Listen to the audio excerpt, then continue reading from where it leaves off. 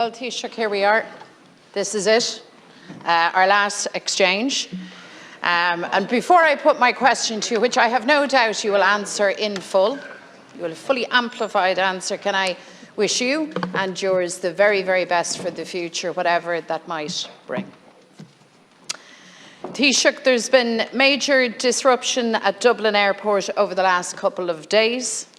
Flights in and out of the airport have been cancelled or delayed, and people's travel plans have been thrown into chaos. Some were booked onto later flights, many had to make alternative arrangements, others faced the prospect of booking expensive accommodation that they hadn't budgeted for. Airport users have told their stories have been sent from pillar to post, seeking information following the cancellation of their flights. And there's been serious frustration, confusion, and a sense of here we go again. Now, I appreciate that a spell of extreme cold weather presents challenges, Taoiseach, and I also accept that there have been some knock-on effects from disruption at other airports. However, we cannot shy away from the fact that once again there has been a real failure to prepare at Dublin Airport, and not a word from Minister Ryan, not a word from government. It seems that the lessons of the summer have gone unlearned.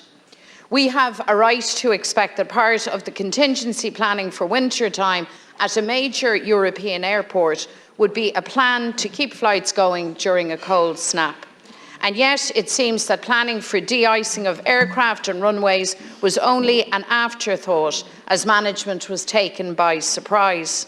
So once again, we see authorities scramble around rather than being prepared for a scenario that was entirely foreseeable.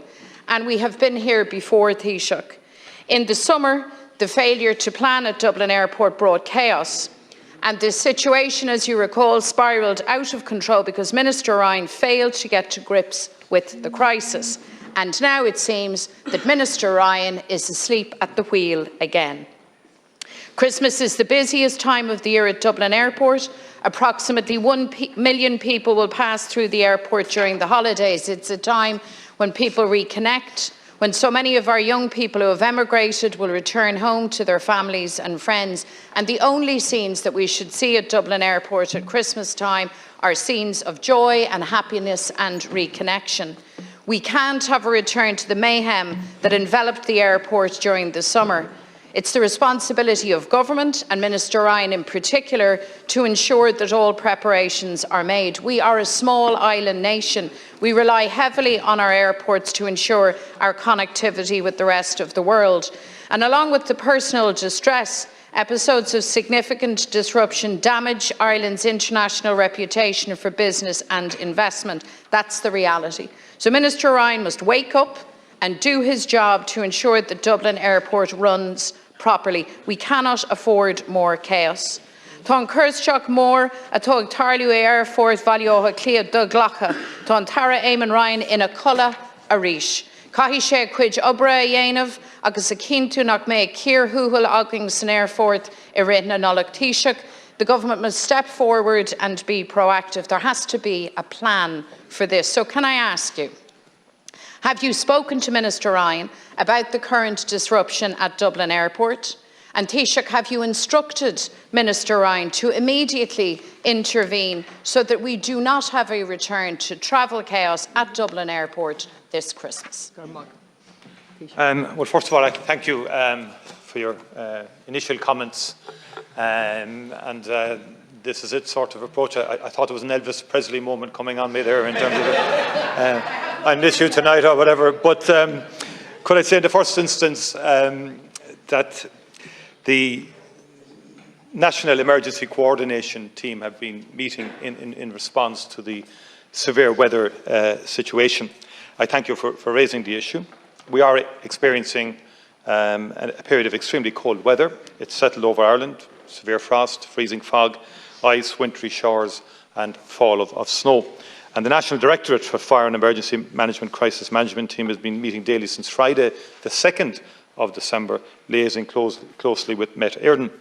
And the National Emergency Coordination Group was convened and has been meeting daily since Sunday, and to assess the national and local preparedness in light now of the forecasted prolonged period of extreme cold weather, and the group will continue to meet for the duration of this weather event. And Minister O'Brien here alongside me was at that meeting on Sunday. He's wide awake and has been wide awake all over the weekend as well in relation to this issue. In particular met with the DEA. And I think issues that you raise with the DEA do need to be followed through with the DEA. I think we do need to make sure that capacity exists within the Dublin Airport Authority in terms of enough de-icing capacity and preparing for extreme weather events to make sure that that key connectivity through aviation is maintained.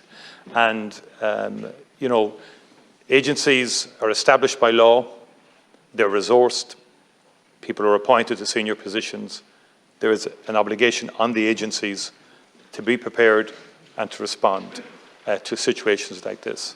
That said, Dublin Airport isn't the only airport that has had challenges through this period. Manchester has had challenges.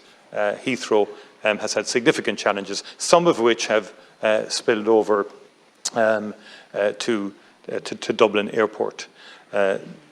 More broadly across the transport sector, the local authority severe weather assessment teams, they're monitoring the situation, coordinating responses.